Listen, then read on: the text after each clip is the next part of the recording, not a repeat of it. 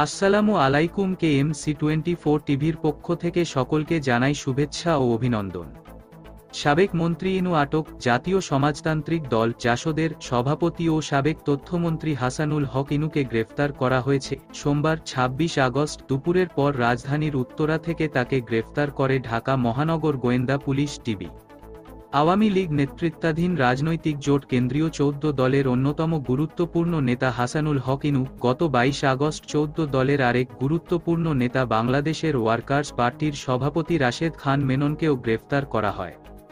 ছাত্র জনতার আন্দোলনে ৫ আগস্ট শেখ হাসিনার পদত্যাগ করে দেশ ছাড়ার আগের দিন সেই সময়কার পরিস্থিতি নিয়ে একটি বিবৃতি দিয়েছিলেন হাসানুল হক ইনু। ৪ আগস্টের ওই বিবৃতিতে সংঘাত, সহিংসতা, রক্তপাত ও রাজনৈতিক অনিশ্চয়তা এড়াতে প্রধানমন্ত্রীর সংলাপের আহ্বান ও আলোচনার শেষ সুযোগ হাতছাড়া না করতে বৈষম্যবিরোধী ছাত্র আন্দোলনের নেতাসহ সবার প্রতি আহ্বান জানিয়েছিলেন তিনি।